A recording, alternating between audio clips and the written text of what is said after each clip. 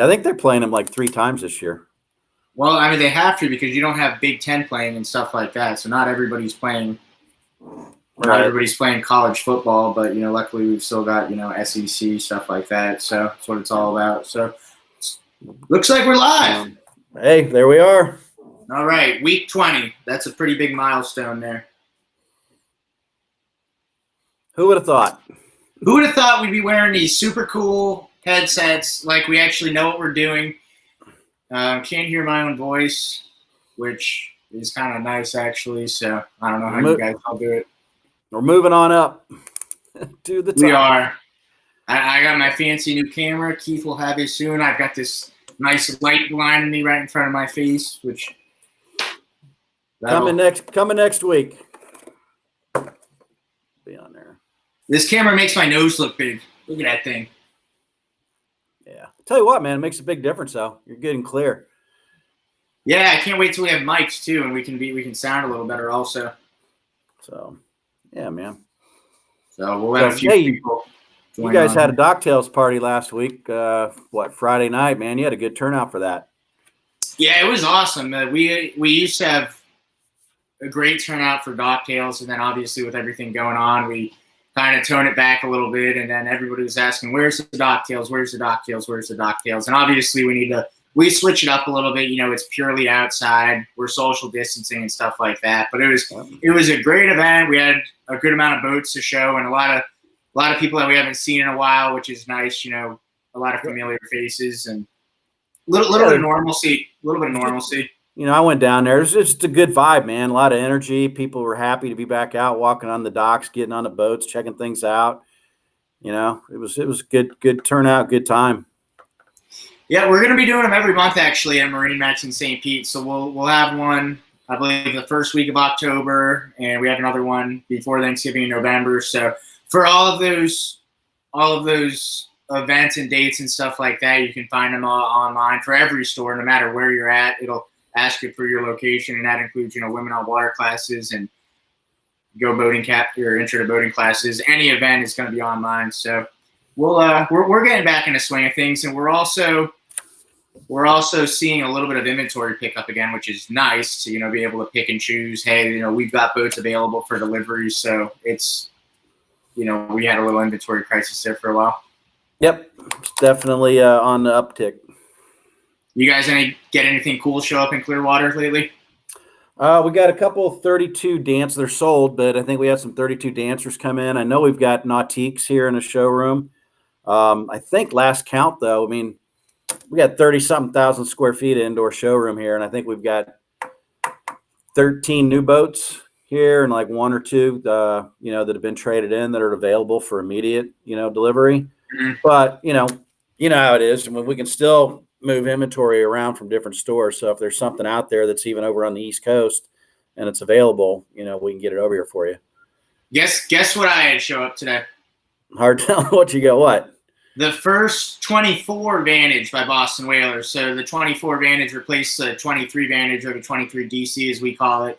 It's still wrapped, but it's going to be a sweet boat. Boston Whaler did a little bit of a press release on it a little while ago, and it's crazy how modern boats can look between one model year to the next. When they'll redesign something, and like you saw, you've delivered a couple 28 Vantages now. That 24 Vantage, it's sharp. With the sharp lines and the windows and stuff like that. It's going to be a big hit. Cool. So, but what are we talking about today, Keith?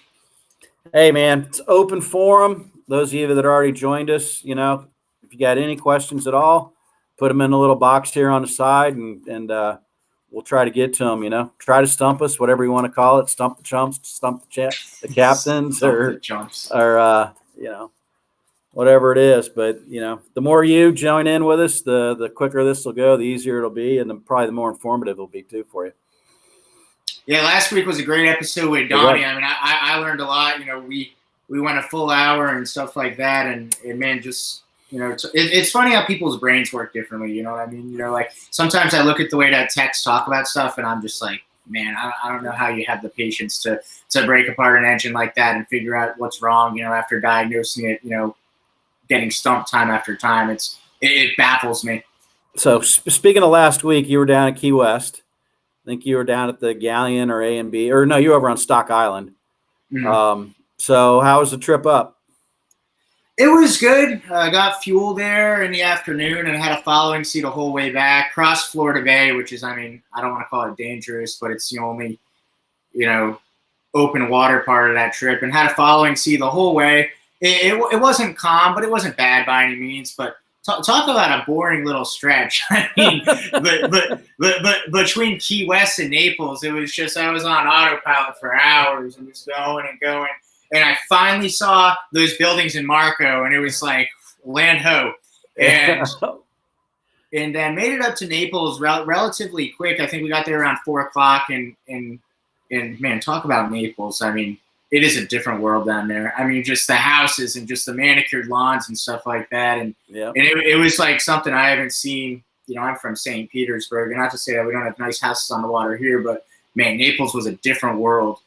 And we went, we fueled up in Naples, docked up in Naples City Dock there, which was actually pretty great. They had 3 restaurants there, and they could accommodate just about any size boat. And then we left the next day around 7:00 and made it all the way back to St. Pete, and it got rough. It did. I took the outside the whole way back, and it's not that it was rough. I was on a 38-foot boat with a following sea, but I came around a corner, Sanibel and stuff like that, and I was looking at my wind finder app and my windy app, and it's like, if that wind would have been just a little more easterly or a little more southerly, I would have been okay once I turned a corner, but you turn a corner and it kicked up. And then I was going to go into Venice, and I'm like, it's not that bad, and I don't want to hit those bridges. And then it's like right when I got past Venice, it started honking. Then by the time I go into Venice, oh man, I thought about turning around. I did, but I've done that before. Hindsight's always 20/20. I probably should have, and man, we came surfing in the Southwest Pass there, and the boat ran great. So that's all you can really hope for, especially in a 2013 boat that's going to come all the way up from Key West to St. Pete without any hiccups. What more can you ask for? A safe trip and that, and I'm glad I did a trip, because now if I want to do it again, I know that it's more than doable. And even if you wanted to take the inside all the way up from just about Marco Island, or not quite Marco, but even Captiva, take the inside the whole way, and it was a good trip. So that's just about all you can ask for. What did you do last weekend? We actually had deliveries here, so I was working here at the store. So got some more boats out of here, and then yesterday made it home and watched the wind blow. So we got that, that northeast wind. We kind of got our first cold front coming through right now a little bit, take the humidity out of the air. The dew temp's going to drop. But we're sitting here on Allen's Creek. I'm looking out the window out here at the water. There's waves breaking and rolling all the way up to the bridge here at US 19 now, coming in off the bay. So good day to stay home, work on your boats, work on your fishing tackle, kind of do a little maintenance and get caught up. It's not the day to be out on the water for sure. Yeah, Saturday was nice. I took some clients out to, we were at Passage Key, but we were kind of far off. But, we were far enough off, Not off the. So you're good. But we talk about the water out there. The water was beautiful. Weather was beautiful. Tons of boats, and it was just a good time, really, just seeing. All these different boats on the water. Ton of Aquilas, tons of whalers, tons of Sea Rays and stuff like that. But it was a good time, and it's crazy how quick it changes. You look at Sunday and now today, and it's honking out there. Yep.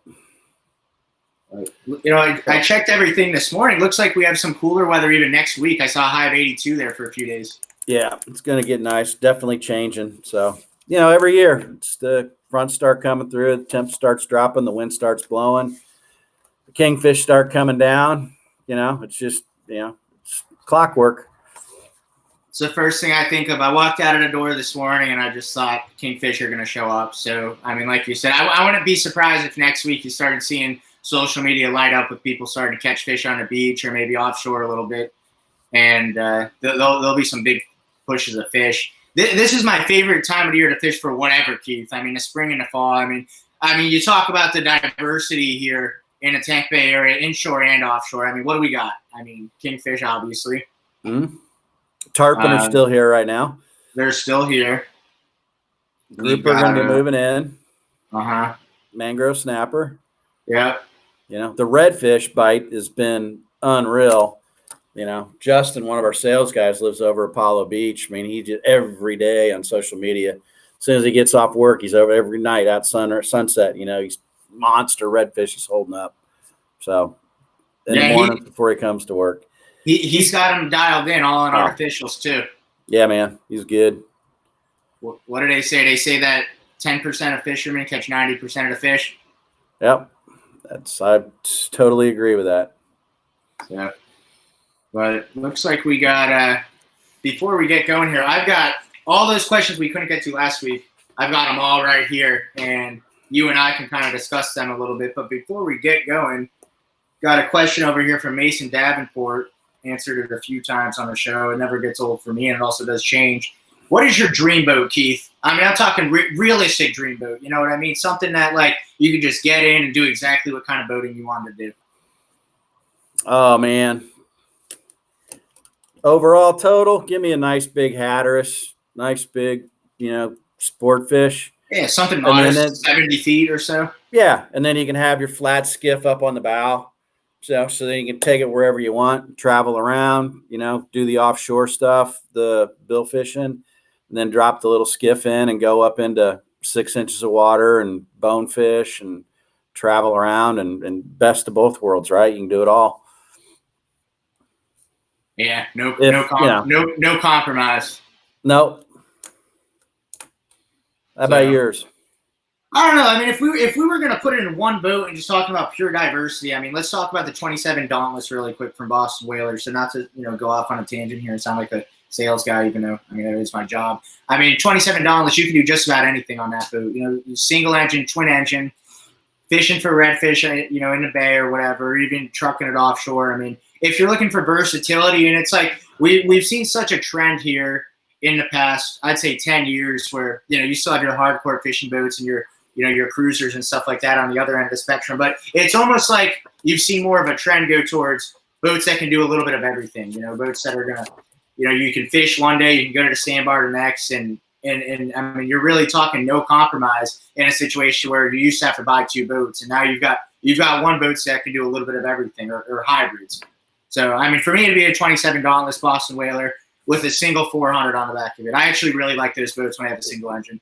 If you want to see a really great video on the 27 Dauntless on YouTube, if you look up Henry Waschuk, he's got a video on there that's probably 4 years old now or so, that video you know, so, I mean, they didn't have the 400s and all that stuff, but just the versatility of that boat and how much he likes it and loves it is a really good video on there.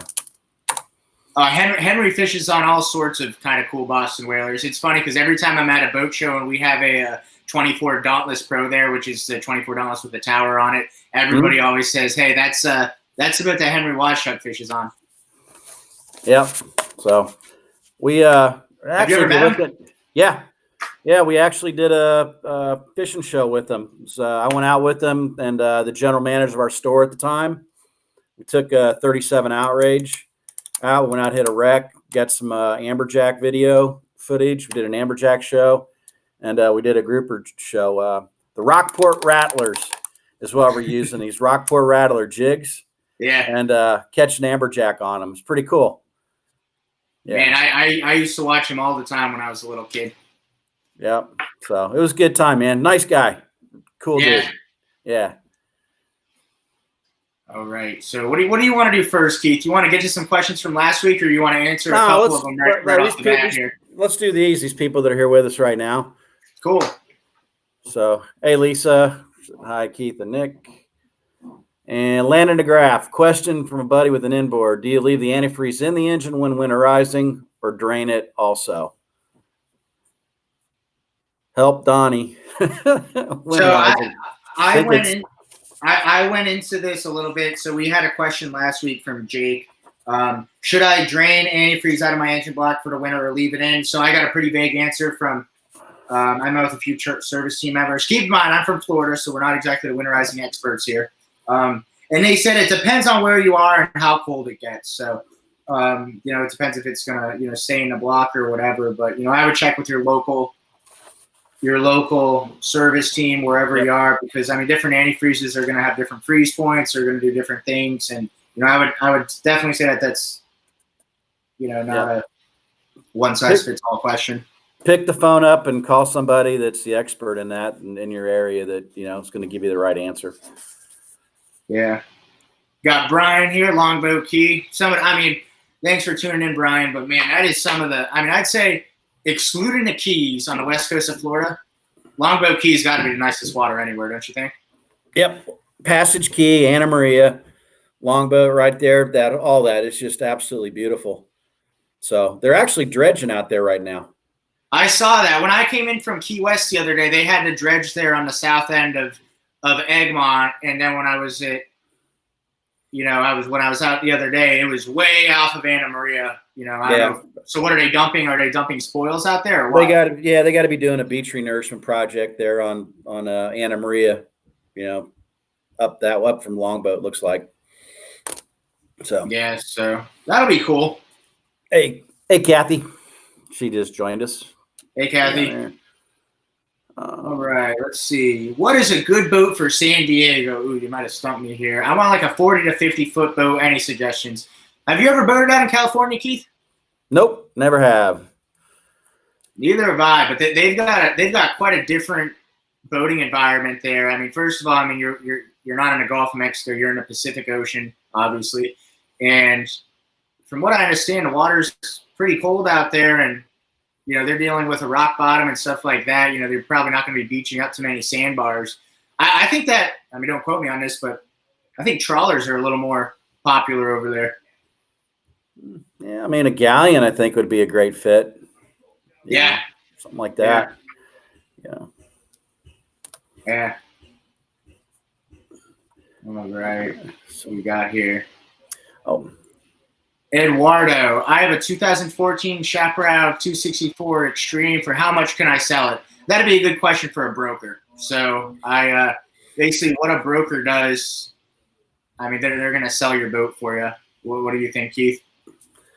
Yeah, they got the feel for the market. They know what's selling and the prices, and they can tell what the last one sold for and what where it is, where it's going to fit in there. So what you do is you look at that, see what you can get selling it outright, and then you're gonna have to pay the taxes on it and all that, versus trading it in, and the money you can save on that. So, you bring that boat into to Nick, let's say, and I know it says Captain Nick on here, and he is a captain, but I also want to let y'all know, his main goal, his focus, Nick is in sales. He just happens to also be a captain. I'm the delivery and orientation captain. I go through the boats with our clients. Nick is the one that's actually selling them. So, if you're here local, Eduardo, give Nick a call there at the St. Pete store. They'll look your boat over. You're going to give you a value on it. And if there's something that you're interested in here, then, you can go about it that way. Yeah, and it's a great time to trade boats into. So obviously, anybody that's been watching whatever, anybody that's been looking for boats knows that the used boat market is pretty hot right now. With that being said, dealers are paying premiums for trades. So if there ever is a better time, there really has never been a better time to trade your boat in. And, trading a boat in versus brokering it versus selling it outright, we see it all the time. And, when you're trading a boat in, one, you get tax savings usually, because you're not paying taxes on whatever your trade value is. And it's just an easy process. MarineMax takes the boat in on trade. Just like that, you don't need to be a two-boat owner, and you're never boatless. So there are definitely a lot of pros to just trading it in. I see there you wanna upgrade to a twin outboard engine, good choice, and that'll probably be a good route for you to go. So thanks, Eduardo.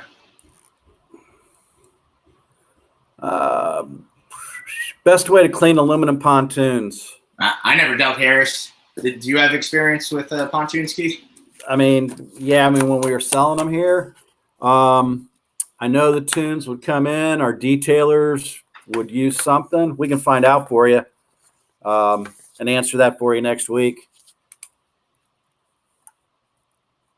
Yeah, I don't have a ton of pontoon experience in salt water. That is, I mean, I guess if you were just cleaning them in fresh water, just spray them off at the end of the day. I don't know. I mean, with salt water, you put them up here at the store. We put a boat in the water, salt water. One time they go in, they come out. They definitely have a chemical reaction, a stain to them.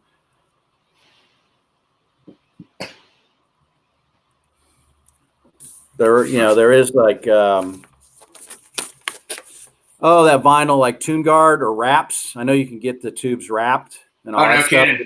Yeah, even there's a clear wrap that goes on them or black. There's different wraps that you can get and actually get on those tunes, so you don't notice the discoloration as much.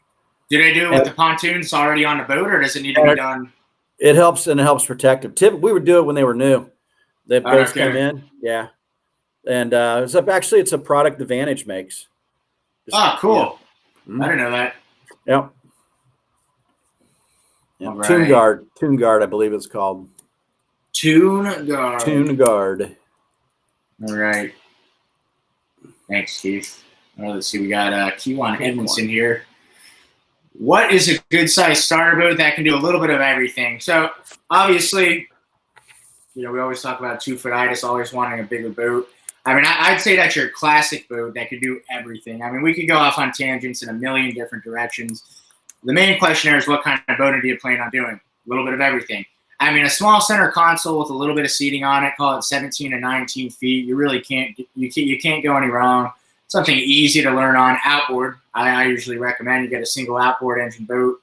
Keep maintenance nice and simple, and you keep the boat nice and simple too. I mean, I know Boston Whaler does a good job when they talk about their super sport series. They call it hose and go, which means, just pretty much carefree process. Just, spray it down and you're ready to rock. So I mean, that's what I would go with personally. If you came into the showroom and told me that, I'd graduate, or I'd gravitate towards a Boston Whaler 17 Montauk or something like that, or maybe even one of these little Nautic Stars.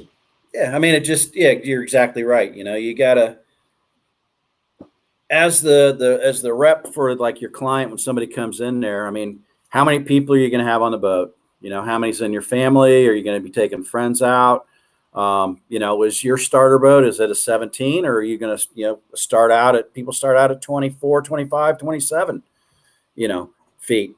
There's not really any difference in operating the boats and running a boat.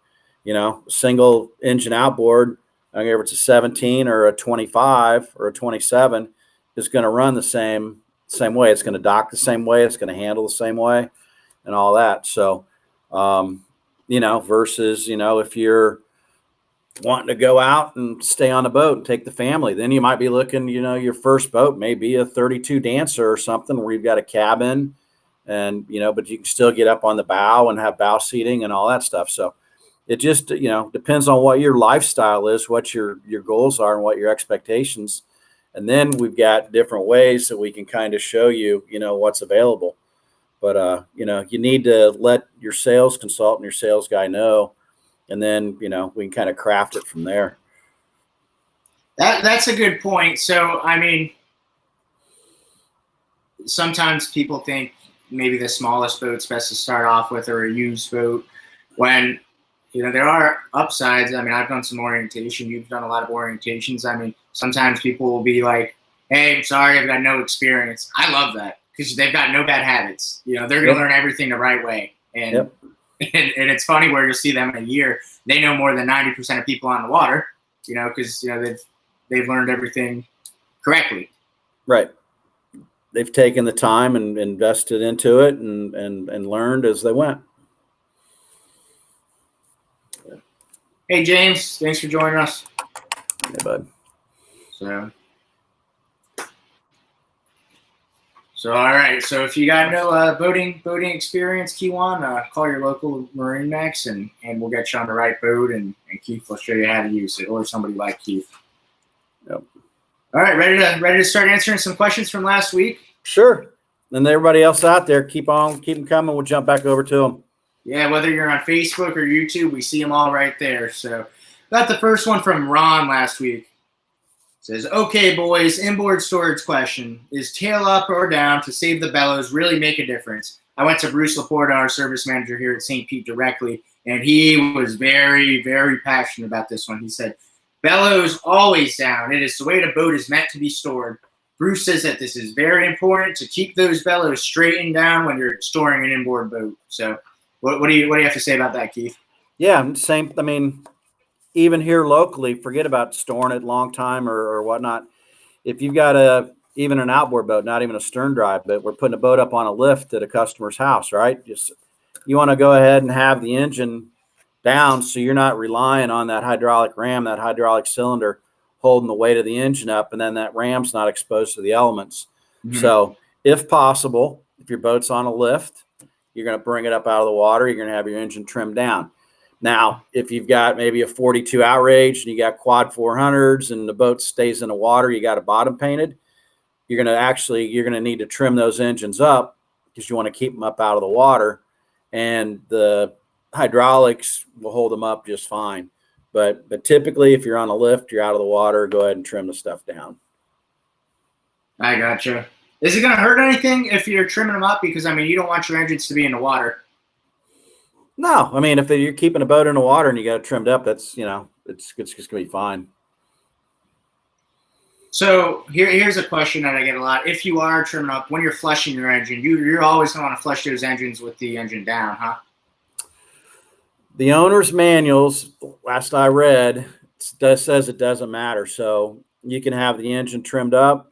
You can have it trimmed down. I've talked to my techs, though, and even if the boat's like in the water, an outboard, it can still be down in the water, the hose hooked up to the side, because you don't run it.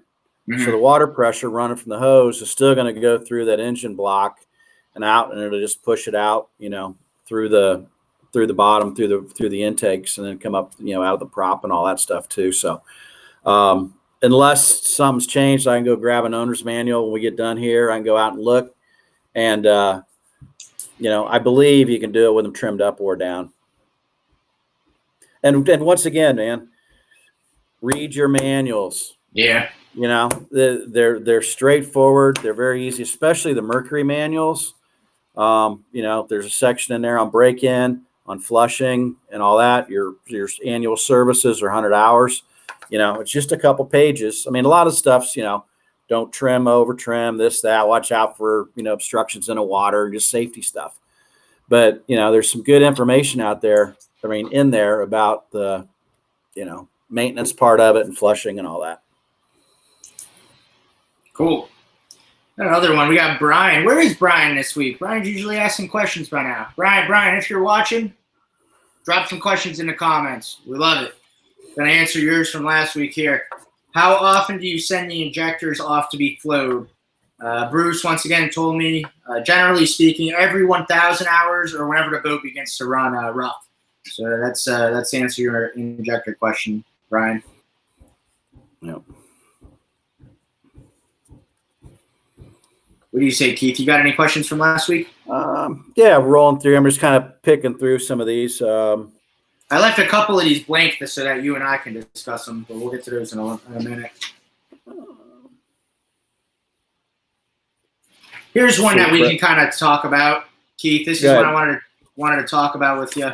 So this is quasi-service related. With buying used boats, is there a general cutoff on hours you should avoid? An example, anything above 1,000, 750, or 500. Man, how many public service boats have you seen with 4,000 or 5,000 hours or more on them? It's all on maintenance, don't you think? Yep. Maintenance, as long as it's been taken care of. But once again, I mean, just defer back, get a survey done. Yeah.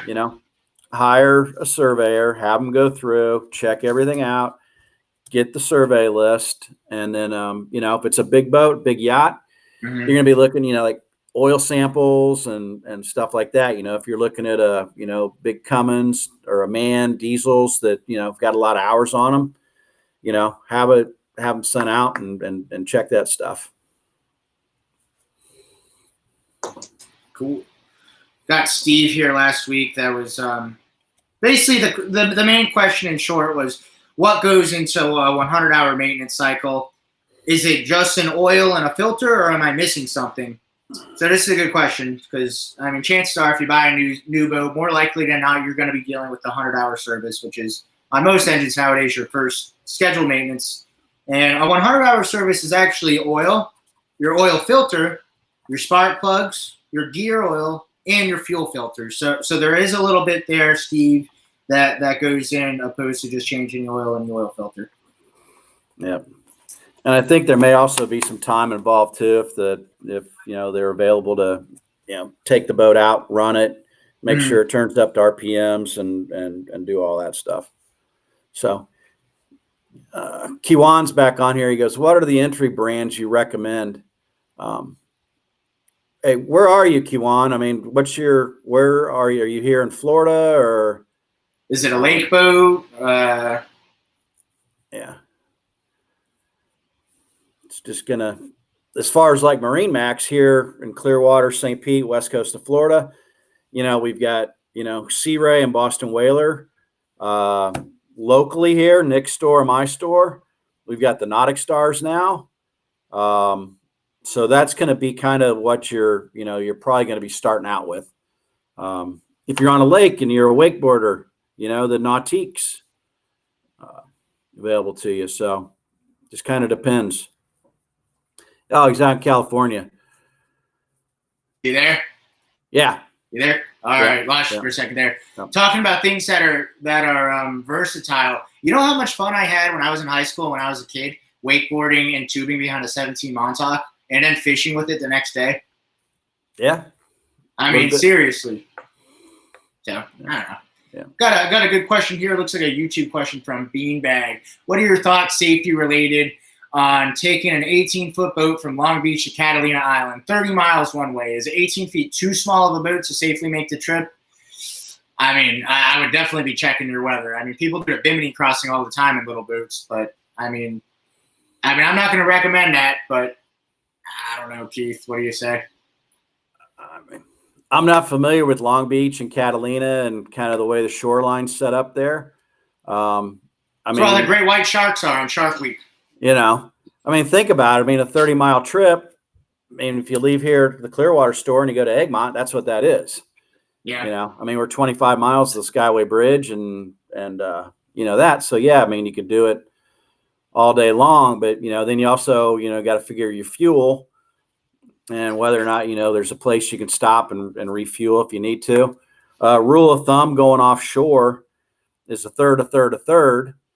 So, you could use a third of your fuel technically going out offshore. Then you've got a third to come back, and then you got a third in reserve. So, and the importance of that is, say you go offshore and it's glass calm and you're just ripping along, you're running, you got it planed up and you go. Well, now you get out there and then the wind kicks up like it did here yesterday. Mm-hmm. Well, now you got to get home. That straight line is now turned into a bunch of waves. So you got like a bunch of sine waves, right? Like a sine curve. Well, now instead of driving that straight line across, you're having to go up and down those waves. So if you took like a piece of yarn and you straighten that out, your distance traveled can be almost double from what you did, because now you're doing this instead of just running straight across. So you got to have that excess fuel in there to make sure you can get back home. Also, another thing is, I mean, you're talking about a 30-mile trip. Chances are you're going to lose cell service between one point and the other. So, I mean, what are some things that you like to have if you're going out of cell service range? I mean, EPIRB devices now. I mean, you don't even need to go with a full-blown EPIRB. I mean, what are those spots that we've talked about before? Those little radio beacons that, I mean, they could save your life if you can't get to a cell phone, or maybe your VHF isn't working correctly. Yeah, the Spot Messenger, absolutely. Spot Messenger makes one. Garmin makes one. There's a bunch of different ones out there that work through satellite, and then you can text your message, right away. VHF radio, going 30 miles, if you're not just straight 30 miles offshore, you're going to have the range on your VHF radio to talk to somebody too. Cool. Brian here. Brian, thanks. Here we are.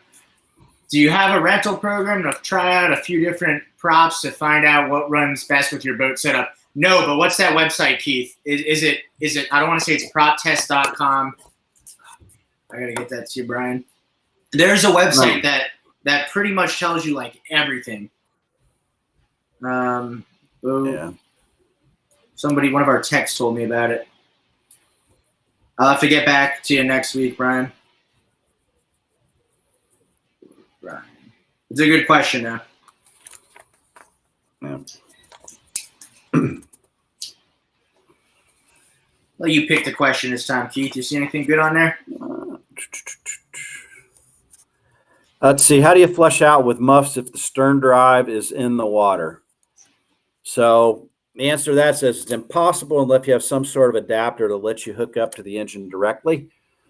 So if you can't physically get back in, I mean, even if it's in the water, if you get in the water with the Mickey Mouse ears, the flush ears, and be able to put it over the intakes, you could do it. There's also a thing called the flushing stick that is on a fixed pole. So like a lot of our customers with stern drives, like the Alpha drives, you can't have a flush attachment to the boat. It won't flush it out an Alpha drive. You have to actually physically use the earmuffs. Oh, no kidding. But that flushing stick would allow you to stand on the dock and you can kind of reach around, slide it up over the out drive, and then it's hooked to the hose, turn the water on, start the engine up, and flush it out that way.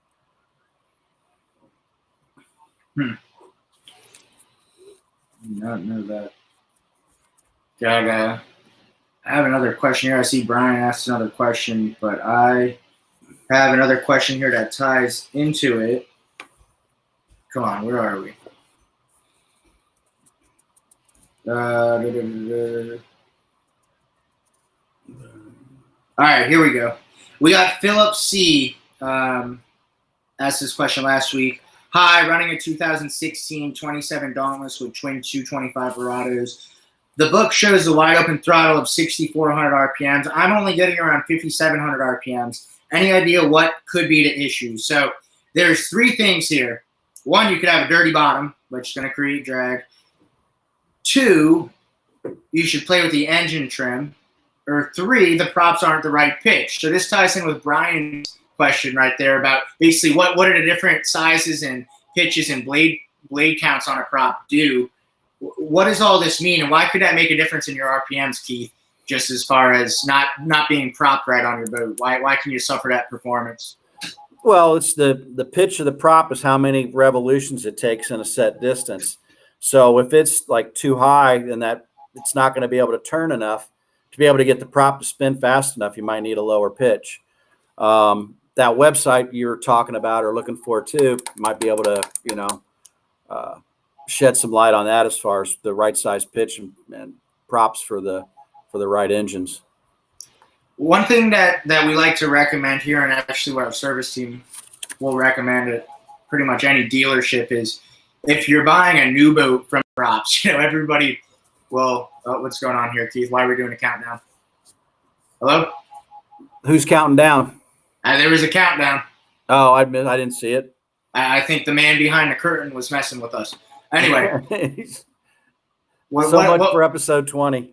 Yeah. Well, now here we are, episode 21. So we're doing a twofer. We're back. Anyway, what were we talking about? The props. Oh, when a boat comes from the factory, it's going to have the right props. So, I mean, like when we have the Boston Whaler 27 Dauntless come in, they actually ship them without props or propellers, and whatever they're going to come with is going to be best, and whatever you're gonna play with after that is kind of up to you. I mean, on occasion I have seen where they've been not the right ones, let's say. Oh, no kidding. But that's where our techs, when they're rigging the boats, come in. So, they get the boat, they put it together, we put it in the water and run it out. So that's also part of what you're getting is, you got the hands-on from the tech, and then you're going to have the captain get on it with you and stuff like that. And we're going to go through and check it out and make sure we run through everything and make sure it's good.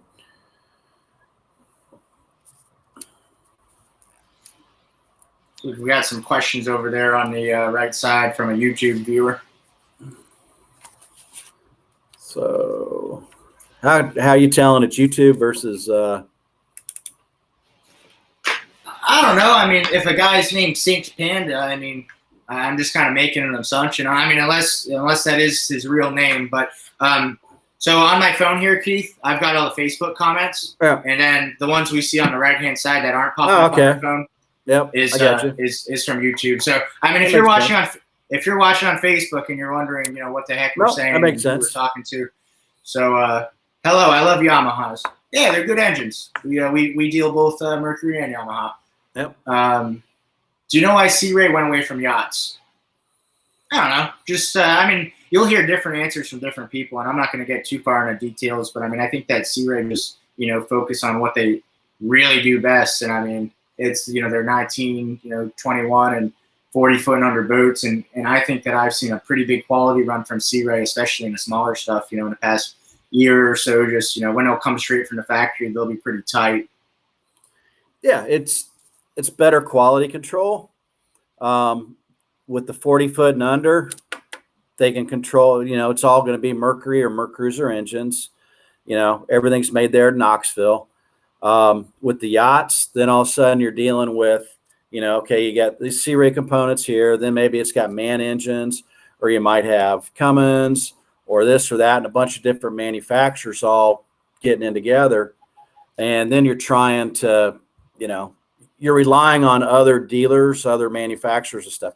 Now, when it's all under one roof, all controlled by one asset, the quality control is up. Yeah, then he also says he loved the 68 and the L650. I've driven an L650. I've driven an L650 with Captain Brad. Those 68s were monsters, though, weren't they? Did you ever deliver any of them? I don't think I delivered a 68. I've run one, but I don't think I delivered one. But plenty of L650s, the 550s, the 510s, 510 flies. I've got an L510 fly out here right now. Brokerage just sold. They were awesome boats. Yeah, but if you're a fan of those big monohulls like that, those big Sea Rays, those L classes, check out Galleon Yachts. I think that they really kind of came in there and kind of filled that void in the market. And I can go on about Galleons here for the next hour, but we're not going to do that this episode. They're beautiful yachts. They're tight. They're just the woodwork, the craftsmanship, everything's made in house. They're the real deal. They're fun to drive too, man. We've got a 470 Sky out here, and like I said it in one of my YouTube videos, when you're talking about boats 40 foot and up, you're not usually talking about them being fun to drive. But when you hop on that 470 and you jumping in and out of the gear, and when you're running that thing on plane, and it'll almost bank up on its side and stuff. They're fun boats to drive too, real sporty. There's Stephanie Herrera just kicked in, said Adam may have an L class for sale here soon. So that'll be down at the Sarasota store. Yeah. If you're anywhere down around there. So keep an eye on the MarineMax inventory. Yeah, or reach out directly and ask. Yep. You might find something before anybody else does. That's a valid point right there too. If you're already working with a sales guy, they know what you're looking for. He's going to get the notification before anybody else knows it's coming, and he can let you know, hey, here it is. Let's jump on it. Because if you delay right now, the way things are, it's going to be gone.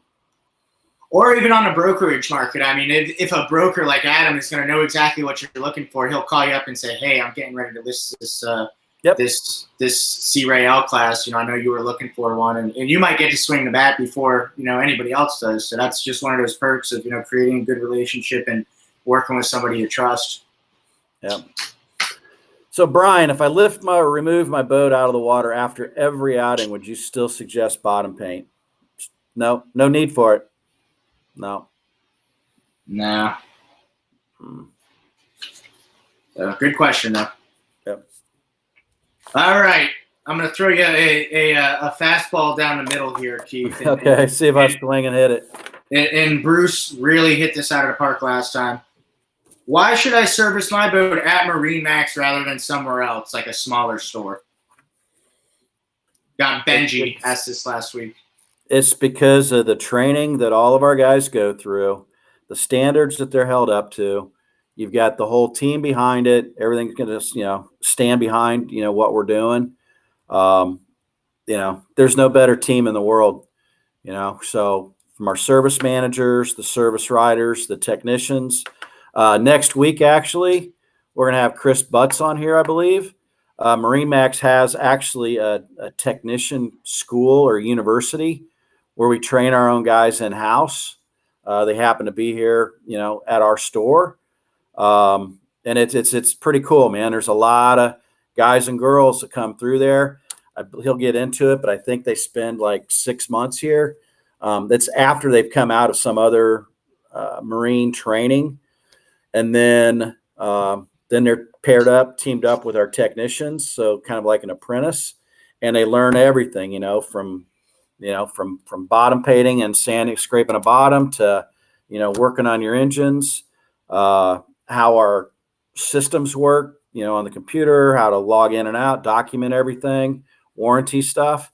So Chris will get into that, a lot next week. Plus, I mean, we're talking about the leverage too. I mean, Bruce mentioned it last time. Like, like MarineMax has a great relationship. For instance, Volvo. I can't tell you how many success stories I've heard from Volvo. Where if you want a part and you need to get it, MarineMax will be able to get it. They've got that pull with the manufacturer too. That's just another thing that we can go into. But there's plenty. I mean, you're working with the world's largest service network, and if you're servicing a boat, down in Miami and you bring it up to Jacksonville, I mean, we're not like the car industry. We're all operating under the same. We're all a team. So you're getting a team. You're getting that family, like we talk about all the time, united by water, and it really is that. So, and I practice what I preach. And well, and you're fortunate too, though. So, like your store, MYSC, the MarineMax Yacht Service Center, the Yacht Service Center. There's boats that they will come from the Keys. They'll come from the Bahamas, come from wherever, just to take it to his store there where he's dealing with Bruce Laporta. And, they've got craftsmen, they've got woodworkers, they got, all different kinds of, specialists and create everything. So it's very unique. Got one more question here. Last question. What boats do you two have? Well, let's see. Between the two of us, help me out if I'm missing any. Got our Boston Whalers, our Sea Rays. Now we have Nautic Star, which is the, it's a good, value brand. And then after that, we're going to move up towards our bigger boats, which, it really actually expands. You've got a lot more experience with that than I do. But, at our store, we're a big Aquila Power Catamaran hub and a big Galleon Center, too.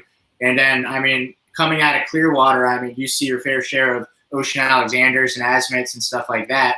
Right. OAs, the Azimuths, the Galleons, Hatteras, the Nautiques we've got here. God, I don't know. We're going to miss something. But the core brand, for the most part, your Sea Ray and Sea Ray Whaler are the tried and true, the core brand stuff. All right. I got a question from Julie Catone. Should I still use my boat while waiting for the left stabilizer to be repaired on the back of my Boston Whaler 305 Conquest? The little hydraulic arm broke off. What do you say, Keith? Yeah, if it's not leaking oil, hydraulic oil, if the actuator broke, which that can happen, like if the boat's kept at a high and dry, if you forget to brace your trim tab up, just don't use your tabs. You'll still be able to run and go. It's just, you're not going to be able to adjust the boat side to side. Unless maybe you just run the one and it's only going to lean the one way. You look like you're doing a V8 commercial, just cruising along sideways. But yeah, if it's a nice day and you want to go and you're waiting on parts, go for it. Go on out. It's boating. It's recreational. That's what I try to tell people all the time. It's, you're on a boat, especially when you're on big boats. If your barbecue's not working or whatever, don't let it ruin your day. Have fun. Enjoy yourselves on the water. That's right. Just don't get flustered. Everybody says a good day of fishing's better than a good day of work, or a bad day of fishing's better than a good day of work, or whatever that may be. It's a little bit different for us, Keith, considering this is our job. But enjoy yourself. It's recreational. Yeah. So like with your 305 Conquest, right? If you go out, and the generator's not working, it's, I'm sorry, we'll get it fixed when we can. You're not going to have air conditioning for in the cabin. And if you got a grill, you're not going to be able to cook on the grill. But man, sit back, crank up, and go have a good time. Stay out of the cabin, stay up in the air. What's up, Doug? Thanks for joining. Hey, Gabriel Gonzalez. What did you say? Mount Everest base camp. He's back in the USA. He is. He's at Mount. He's at Mount Everest, which is a shame because he was supposed to actually give me a haircut today after this podcast. Well, you can fly out there. I'll just go to the regular barber. I think I'd do that anyway, buddy. Yeah. Well, what are we? Trust him with scissors? Yeah. So what do we got next week, Keith? We got Chris Butts and the MarineMax service team, the trainees, the students, and that whole program. That'll be good. I'm excited for that. I think that's a great opportunity. I mean, there's so many great careers also with MarineMax, so it's a great company to work for. I can't say enough things. I started as a dockhand and ended up here. And if you're interested in becoming a marine technician or whatever, I mean, this might be an episode for you to tune into. Yeah, and like I said, I think we talked about it last week or before. We've got two guys that came out of this store that are now Mercury reps. That are one's like pretty much for the state, and the other one's got the west coast of Florida here. So I mean, they started here, and they're moving on up onto other things. So they still drop by all the time. See them. It's great seeing them. Oh, cool. Well, Keith, I appreciate you joining me once again, and look forward to working with you next week. I'm sure I'll see you out on the water. Be safe out there. We're going to be dealing with the vicious Florida winter. Watch out for those cold fronts, and stay safe out on the water. Yeah, it's not a good day for boating the next couple of days down here on the west coast of Florida. So that wind's really humping. I can surf the waves running up Allen's Creek here all the way up to 19 looking out here. So it's puffing pretty good. Yeah, it is. All right, man. Well, what do you say? You want to sign us off? Yeah, man. Be sure to check us out on Facebook at MarineMax Leisure, on Instagram and YouTube at MarineMax Online, and on Twitter at MarineMax. So thanks for joining us, folks. We'll see you next Monday, 3:00. See you on the water. Bye, guys.